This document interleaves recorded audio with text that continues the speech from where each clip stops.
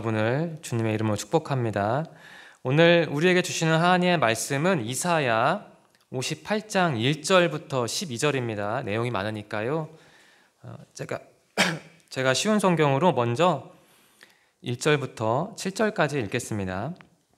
제가 읽겠습니다. 크게 외쳐라, 목소리를 아끼지 마라, 나팔처럼 내 목소리를 높여라. 야곱 자손들에게 그 죄를 알려주어라. 그들이 날마다 나를 찾으며 내 길을 배우기를 좋아하는 것처럼 보이는구나. 그들이 의로운 일을 즐겨 행하고 자기 하나님의 계명을 떠나지 않는 백성처럼 나에게 공평한 재판을 요청하고 내게 가까이 나아오기를 기뻐하는구나. 그들이 말하기를 우리가 금식을 했는데도 주께서 보지 않으셨습니다. 우리가 스스로를 괴롭히며 기도하였는데도 주께서 알아주지 않으셨습니다 라고 한다. 그러나 여호와께서 말씀하신다. 너희가 금식하는 날에 너희는 마음에 드는 일만 했고 너희 일꾼들을 억눌렀다. 보아라, 금식하는 날에 다투고 싸우면서 못된 주먹이나 휘둘렀다. 그런 식으로 금식을 하면서 내가 너희 기도를 들어줄 거라고 생각하지 마라. 그런 금식은 내가 바라는 금식이 아니다. 사람이 그런 식으로 스스로 자기 몸을 괴롭히는 것을 나는 좋아하지 않는다. 바람 앞에 풀잎처럼 머리를 숙이고 거친 베옷을 입으며 제 위에 앉는다고 해서 내가 기뻐하는 것이 아니다. 그렇게 한다고 해서 내가 바라는 금식이 되겠느냐? 내가 바라는 금식은 너희가 부당하게 가두어 놓은 사람을 풀어주고 그들의 사슬을 끊어주며 억눌림 당하는 사람들을 풀어주고 그들이 하는 고된 일을 쉽게 해주는 것이다. 너희 음식을 굶주린 사람에게 나누어주고 가난하고 집 없는 사람을 너희 집에 들이며 헐벗은 사람을 보면 그에게 너희 옷을 주고 기꺼이 너희 친척을 돕는 것이 내가 바라는 것이다. 아멘. 지난주에도 말씀드린 내용을 반복하겠습니다. 이스라엘 역사 한 조각입니다. 솔로몬 이후에 이스라엘 땅은 북쪽과 남쪽으로 분열됐다는 사실을 지난주에 말씀드렸습니다. 그때는 기원전 926년경입니다. 이후에 두 나라는 지속적으로 비신앙, 반신앙의 길을 착실하게 걸어갔습니다. 하나님은 그들을 안타까워하셨습니다. 그래서 선지자들을 보내 경고도 하셨고 교훈도 하셨습니다. 그럼에도 불구하고 두 나라는 변하지 않았습니다. 잠깐 괜찮은 지도자가 등장해서 개혁도 하고 개선도 됐지만 그뿐이었습니다. 결국 북쪽 나라는 기원전 722년경에 망했습니다. 그건 하나님의 심판이었습니다. 남쪽 나라는 버티다가 결국 기원전 587년경에 망했습니다. 그것도 하나님의 심판이었습니다. 이사야 선지자는 남쪽 나라, 그러니까 남유다, 남왕국이죠. 이 남쪽 나라에서 활동했던 교역자입니다. 8세기에 활동한 것으로 알려져 있습니다. 그때는 북쪽 나라가 망해가는 때였고 남쪽 나라도 많이 타락했을 때였습니다. 참고로 이사야라는 이름의 뜻은 여호와가 구원하신다입니다. 어느 선지서를 읽든 핵심 내용은 크게 다르지가 않습니다. 회개하라는 게 핵심입니다. 하나님께 돌아가라는 것이죠. 말로만 돌아가지 말고 행동으로, 생활 방식으로 돌아가라는 겁니다. 그러니까 그 행동과 생활 방식을 변화시키라는 겁니다. 이사야도 그러한 메시지를 전달했습니다. 부패한 남쪽 사람들에게요. 그런데 여기서 잠시 생각해 봅시다. 말과 행동과 생활을 통한 전인적인 회개, 이것을 가능하게 하는 토대가 있습니다. 바로 그 마음입니다. 마음. 내 마음이 일단 하나님을 향해야만 내 말과 행동도 바뀌는 것이죠. 하나님이 보시기에 올바르게요. 그게 맞지 않겠습니까? 일단 마음이 바뀌어야죠. 여러분이 오늘 설교 본문을 통해서 깨닫기를 저는 소망합니다. 신앙생활에서 하나님을 향한 마음이 소중하다는 이 식상한 교훈을 다시 한번 깨닫기를 소망합니다. 식상한 내용이 신선하게 다가와야 하죠. 그게 우리에게 필요합니다. 이사야서 58장 1절부터 12절을 간단히 볼까요? 이 부분은 하나님이 인정하시는 금식을 다루고 있습니다. 두 부분으로 나눌 수 있는데요. 1절부터 4절 혹은 1절부터 5절은 위선적인 종교 행위를 보여줍니다. 하나님이 외면하는 금식을 보여주고 있습니다. 달리 말해 잘못된 예배와 잘못된 신앙을 보여주는 겁니다. 그 다음에 5절 혹은 5절부터 12절 혹은 6절부터 12절은 앞의 내용과 반대, 그러니까 참된 여호와 종교를 보여줍니다. 하나님이 기뻐하는 금식을 보여주는 것이죠. 달리 말해 올바른 예배와 올바른 신앙을 묘사하고 있습니다. 1절부터 4절 혹은 5절까지를 볼까요? 1절 말씀에 선명한 단어가 나옵니다. 죄라는 단어인데요. 개역개정 성경은 허물과 죄를 모두 언급하는데 이 쉬운 성경은 번역을 간략화했는지 죄라는 단어만 강조합니다. 하나님은 지금 이사야 선지자를 통해서 말씀하십니다. 당신의 사람들, 이스라엘 사람들의 죄가 심각하다는 겁니다. 더는 못 봐주겠다는 말씀입니다. 그래서 이사야에게 명령하시죠. 저 이스라엘 사람들에게 크게 말해라. 목청껏 소리를 질러라. 그들이 죄인임을 지적하라 라는 명령입니다. 사실 이것은 굉장히 아찔한 장면입니다. 우리는 이 장면을 상상하면서 아찔함을 느껴야 합니다. 우리는 보통 이렇게 말하죠. 하나님은 사랑이십니다. 이렇게 말을 하는데 그렇게 말하는 걸 좋아하죠. 대다수 기독교인은요. 저도 마찬가지입니다. 그런데 여러분, 하나님에 관해서 한 가지만 유달리 강조하는 건 사실 문제입니다. 하나님은 우리를 사랑하십니다. 분명합니다. 하지만 그런데 하나님은 우리를 징계하시기도 하잖아요. 그분의 사랑과 공의는 이처럼 한 묶음입니다. 좀 촌스럽게 표현해 볼까요? 하나님의 사랑과 하나님의 공의는 1+1입니다. 그러면 식상하게 표현해 볼까요? 하나님의 사랑과 하나님의 공의는 동전의 앞뒤와 같습니다.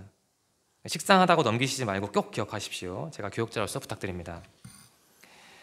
본론으로 돌아오겠습니다. 대체 이스라엘 사람들이 뭘 어쨌길래 하나님은 저렇게 불편하게 반응하시는 걸까요? 답은 간단합니다. 이스라엘 사람들과 하나님의 관계가 엉망이었기 때문에 하나님이 답답해하신 겁니다. 그래서 하나님이 안타까워하신 겁니다. 하나님과의 관계가 엉망이었다. 달리 말하면 이스라엘 사람들의 예배와 신앙이 엉망이었다는 뜻입니다. 2절 말씀이 이 사실을 담고 있습니다. 이스라엘 사람들은요, 예배를 잘 드렸습니다. 교회에 안 나온 게 아닙니다. 그들은 아마 성경 공부도 열심히 했을 겁니다. 그뿐만이 아닙니다. 생활에서도 바르게 살고자 했습니다. 이사야 당시의 이스라엘 사람들은요, 열심히 신앙생활하는 사람들이었습니다. 주일도 잘 지키고 평일에도 올바르게 살면 합격 아닙니까? 그런데 왜 하나님은 안타까워하신 걸까요? 열심히 했는데 칭찬은 고사하고 욕먹으면 열받죠. 짜증이 몰려옵니다. 이 하나님의 시큰둥한 반응이 이스라엘 사람들을 화나게 했고 짜증나게 했습니다. 그들은 다른 일을 한 게 아닙니다. 그 사람들은 금식을 했습니다. 금식은 우리는 그냥 금식하지만 당시 기준으로 보면 최고의 종교 행위가 바로 금식입니다. 그렇게 금식을 했는데도 인정을 못 받으니 기분이 안 좋죠. 안 그래요? 이스라엘 사람들은 자신들에게 뭐라고 하는 하나님을 이해할 수가 없었습니다. 그래서 하나님께 항의했습니다. 이렇게 말했죠. 하나님, 우리는 금식을 했어요. 그런데 당신은 우리를 안 보셨잖아요. 하나님, 우리는 정성스럽게 기도를 올렸어요. 그런데 당신은 우리 기도를 안 들어주셨잖아요. 이렇게 항의했습니다. 사실 항의할 만하네요. 그러면 대체 뭐가 문제인가? 라는 질문을 해야 합니다. 답변을 하겠습니다. 이스라엘 사람들은 지식을 축적하려고는 했지만 실천이 없었습니다. 다르게 표현하겠습니다. 이스라엘 사람들의 마음, 그 마음이 문제였습니다. 실천을 안 한 게 아닙니다. 금식을 했으니 실천을 한 거죠. 하지만 마음이 없는, 알맹이가 없는 금식을 한 겁니다. 하나님 앞에서요. 그게 문제였습니다. 이렇게 정리해 볼까요?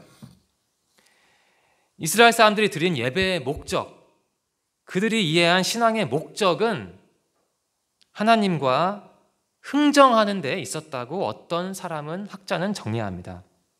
하나님과 흥정. 이스라엘 사람들은 그러니까 아쉬우니까 하나님께 나아간 것뿐입니다. 뭔가 아쉬워서 갖고 싶어서 하나님께 나아간 겁니다. 쉽게 말하면 하나님을 이용한 것이죠. 그 이상 그 이하도 아니었습니다. 그들은 마음이 뒤틀려 있었습니다. 그러니 신앙생활도 뒤틀렸던 거죠. 하나님이 그걸 모르실 리가 없습니다. 그래서 이렇게 말씀하신 거죠. 3절 후반부터 5절까지 내용입니다. 제 말로 바꿔서 전달하겠습니다. 너희는 금식을 했다고 강조하는데 그건 진짜 금식이 아니다. 왜냐하면 너희는 금식할 때 하고 싶은 일만 했고 너희가 고용한 사람들을 착취했으니까. 너희는 금식을 했다고 강조하는데 생각을 해봐라. 그런 날에 너희는 폭력을 휘두르며 서로 싸웠다.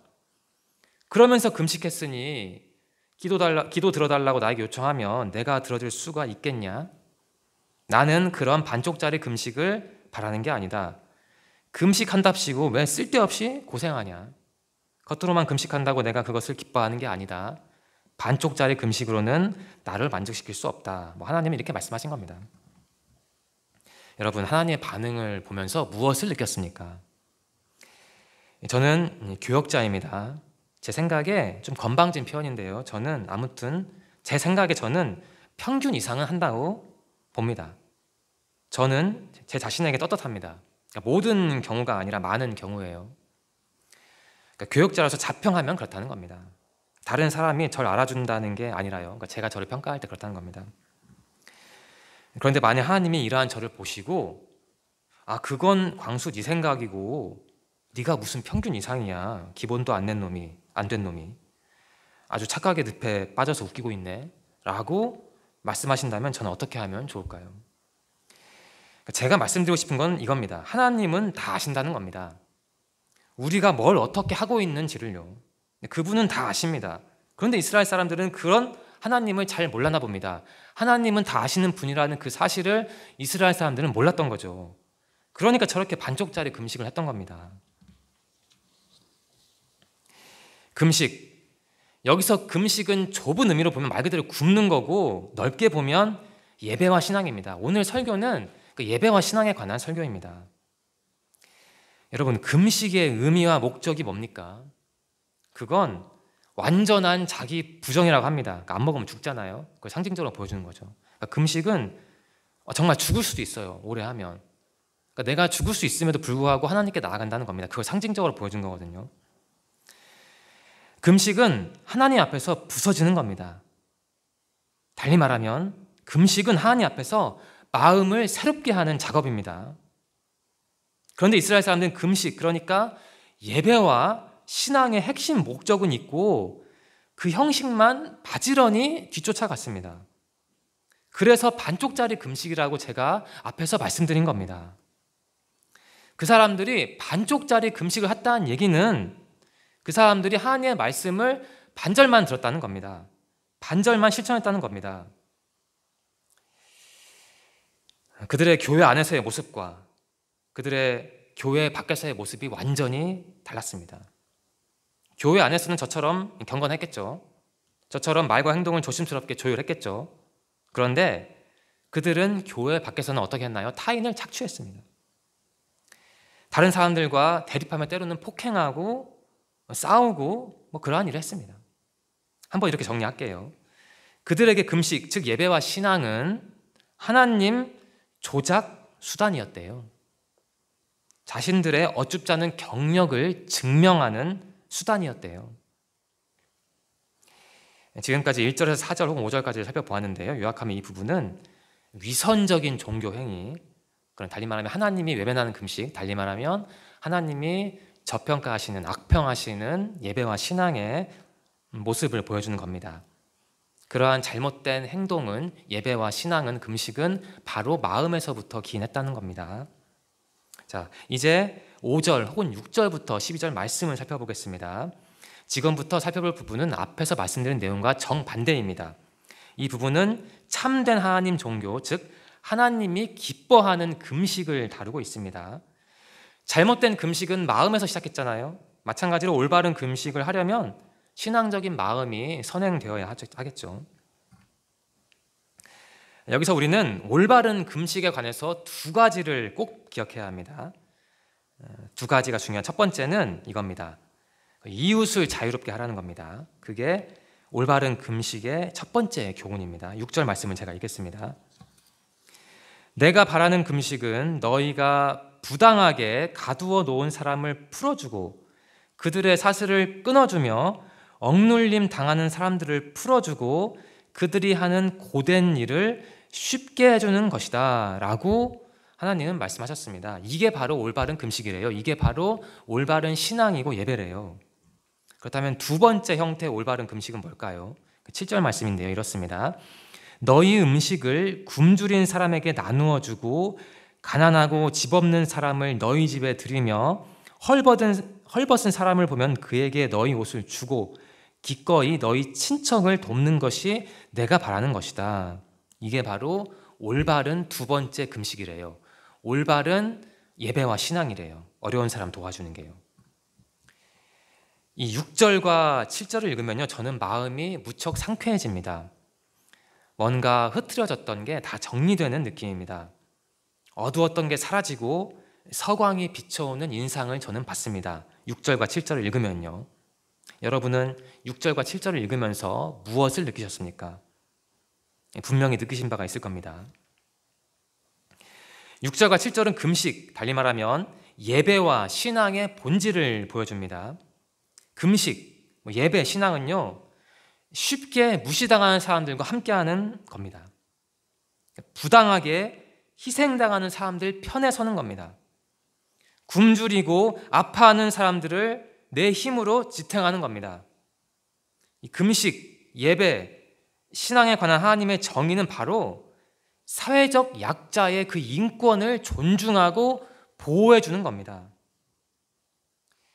제가 설교 시간에 신앙에 관해서 67번 정의를 한 적이 있습니다. 물론 제 말은 아니고 신학자들의 말을 동원한 건데요. 다시 말씀드리겠습니다. 신앙은 하나님만을 신뢰하는 태도입니다. 신앙은 하나님이 존재한다는 사실만을 믿는 게 아니라 그런 하나님에게 자기 자신을 내어 던지는 겁니다. 얼핏 보면 이 신앙에 관한 이 정의와 이 본문 말씀이 전해주는 그 예배, 정의, 예배에 관한 정의가 별 연관성이 없어 보이는데요. 그렇기도 하죠. 보이기도 하죠. 왜냐하면 전자는 제가 말씀드린 신앙에 관한 정의는, 그 학자들의 정의는 하나님을 강조하지만 이 본문 말씀이 말하는 신앙은 그 약한 사람들을 보여주지 않습니까? 그러니까 다른 거죠. 하나님을 강조하는 것과 그 사회적 약자를 강조하는 건 다르니까. 하지만 겉으로만 보면 안 되죠. 예수님이 말씀하셨잖아요. 하나님 사랑, 이웃 사랑, 이 말씀하셨잖아요. 그러니까 사랑은 행위도 중요하지만 먼저 마음이 뒷받침되어야 하죠. 하나님을 온전한 마음으로 바라보고 그분께 제대로 나아가는 사람은요, 약한 이웃을 사랑하는 사람입니다. 달리 말하면 약한 이웃을 매번 도울 수는 없더라도 그냥 아예 무시하고 외면하면 그 사람은 사실 하나님을 사랑하지도 않고 하나님을 모르는 사람이죠. 약한 이웃을 온전한 마음으로 사랑하는 사람은 하나님을 온전한 마음으로 바라보고 그분께 나아가는 사람입니다. 이 본문 말씀이 전달하는 금식의 참된 의미는 바로 하나님과 좋은 관계를 맺고 그것을 바탕으로 어려운 이웃에게 손을 내밀라는 겁니다. 별로 어려운 내용이 아닙니다. 간단합니다. 그게 바로 하나님이 인정하는 금식, 그게 바로 하나님이 인정하는 예배와 신앙이라는 겁니다. 하나님이 인정하는 금식을 해야 합니다. 그런데 이사야서 당시 이스라엘 사람들은 하나님 사랑과 이웃 사랑은 빼고 금식만 했습니다. 마음 없는 금식만 한 거죠. 하나님은 이사야 선지자를 통해 그러한 오류를 지적하신 겁니다. 하나님과 이웃을 동시에 바라보는 금식, 즉 예배와 신앙을 우리가 실천한다면 그 결과가 무엇일까요? 그 8절과 9절 전반부에 그 답이 있습니다. 그러한 금식을 하면 그러면 너희 빛이 새벽 햇살처럼 빛날 것이며 너희 상처가 쉽게 나을 것이다. 너를 의롭다 하시는 분이 내 앞에 가시며 여호와의 영광이 뒤에서 너희를 지켜줄 것이다. 그때 너희가 여호와를 부르면 여호와께서 대답하실 것이다. 너희가 부르짖으면 여호와께서 내가 여기에 있다고 말씀하실 것이다. 이렇게 기록되어 있습니다. 이게 뭘 의미합니까? 올바른 금식을 하면, 올바른 예배를 드리고 올바르게 신앙생활을 하면 하나님이 함께 하신대요. 올바른 금식을 실천하면 놀라운 축복을 받는다는 얘기입니다. 은혜, 치유, 보호, 기도 응답이 그 바로 놀라운 축복을 구체적으로 표현하는 말이죠. 대다수 기독교인에게 축복은 제한적인 의미의 축복입니다. 내가 잘 나가는 것, 내 가족이 승진하는 것, 11조 많이 내는 경제력을 갖는 것, 전세가 아닌 자가가 있는 사람과 결혼하는 것, 또 이런 경우는 별로 없을 것 같은데 극단적인 경우에는 주님의 지혜를 받아서 매매 차익을 많이 남기는 것, 이렇게 보는 분들도 있겠죠. 보통 우리는 어쨌든 축복을 물질적인 의미로 제한해서 생각하는데요. 저도 비슷합니다. 늘 그런 건 아니지만 때로는 저도 그렇게 봅니다. 만일 여러분 중에 하나님의 축복을 이처럼 좁게 해석하는 분이 있다면 오늘 한번 그 생각의 폭을 넓히시기 바랍니다. 8절과 9절 말씀을 통해서요. 진짜 축복은요, 여러분, 이것만 기억하십시오. 진짜 축복은요, 하나님이 나와 함께 하시는 겁니다.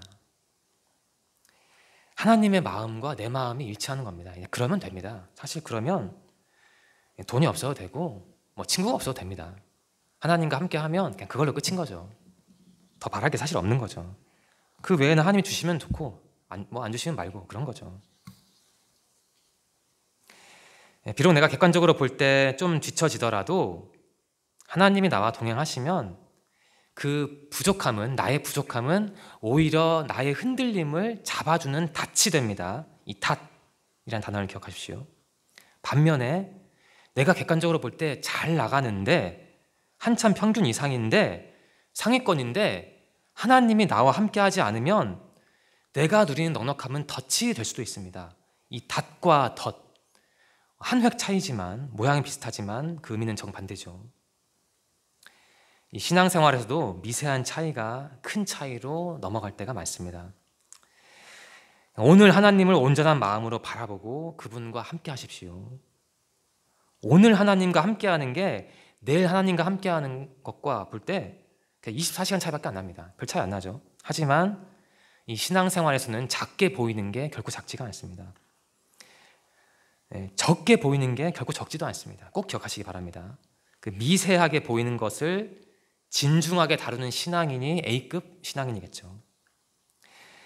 지금까지 본문 말씀 해설했는데요. 3가지 질문을 드리겠습니다. 첫 번째입니다. 여러분과 저는 하나님이 외면하는 금식을 한 적이 있습니까? 본문 말씀에서 금식은 예배와 신앙의 다른 이름이라는 말씀을 드렸습니다. 그러면 앞서 드린 질문을 이렇게 바꿀 수 있습니다. 여러분과 저는 하나님이 외면하시는 예배를 드리고 하나님이 외면하시는 신앙생활을 한 적이 있습니까? 쉽게 말해 마음 없는 신앙생활을 한 적이 있나요? 이 하나님이 외면하시는 예배와 신앙생활, 쉽게 말해 하나님과 이웃을 배제한 신앙생활, 나에게만 초점을 둔 신앙생활, 이걸 우리는 조심해야 하죠. 혹시 그렇게 신앙생활 한 적이 있다면 그때가 언제입니까? 가슴이 아프지만 그러한 순간을 꼭 기억해야 같은 실수를 반복하지 않겠죠. 두 번째 질문입니다. 여러분과 제가 하나님이 기뻐하시는 금식을 실천한 적은 언제입니까? 달리 질문하면 여러분과 제가 하나님이 기뻐하시는 예배를 드리고 하나님이 기뻐하시는 신앙생활을 한 적은 언제입니까? 오늘 본문 말씀을 토대로 쉽게 바꾸면 온전한 마음으로 여러분이 신앙생활을 한 적은 언제입니까?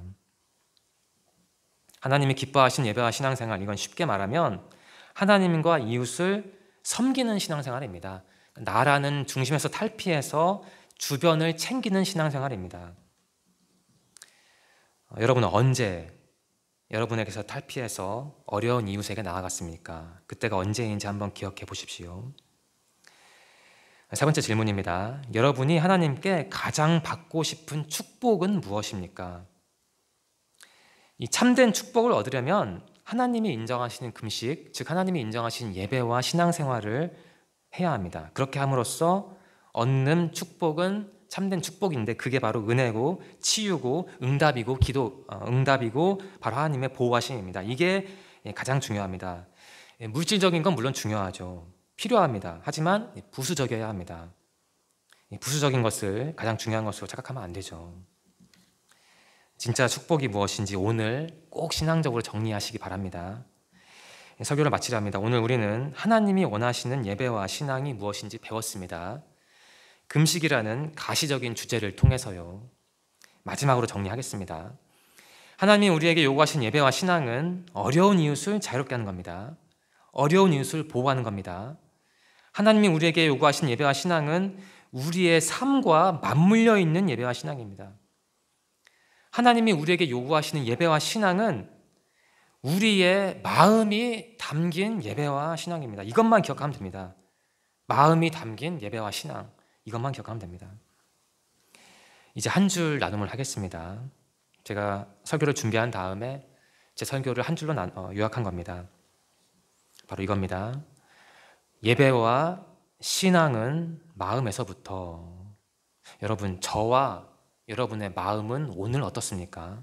그러니까 어제는 잊읍시다. 지나갔으니까 내일도 생각하지 맙시다. 아직 온 게 아니니까요. 지금이 가장 중요하죠. 다시 묻겠습니다. 여기서 예배를 드리고 있는 여러분과 저의 마음은 어떻습니까? 여러분과 저의 마음은 지금 어디에 있습니까? 기도드리겠습니다. 하나님 감사합니다. 주님이 우리 곁에 계셔서 감사합니다. 우리를 선택하셔서 불러주심에 또한 감사합니다. 무엇보다 오늘 예배를 드릴 수 있어서 감사합니다. 하나님, 이사야 선지자는 외쳤습니다. 올바른 금식을 하라고 외쳤습니다. 올바른 금식이란 이웃을 사랑하는 것이라고 외쳤습니다. 올바른 금식을 할 때 우리가 진짜 축복을 하나님께 받을 수 있다고 외쳤습니다. 하나님, 우리가 이사야처럼 한국 사회와 한국 교회와 한국 교인들에게 외치기 원합니다. 무엇보다 우리가 올바른 금식을 먼저 알고 믿고 실천하기를 원합니다. 지난주도 지켜주신 주님, 새로운 일주일이 우리를 기다립니다. 우리의 몸을, 특히 우리의 마음을 지켜주세요. 주님께 고정된 우리 마음이 꽃을 피울 수 있기를 간절히 소망합니다. 예수님의 이름으로 감사하며 기도드립니다. 아멘.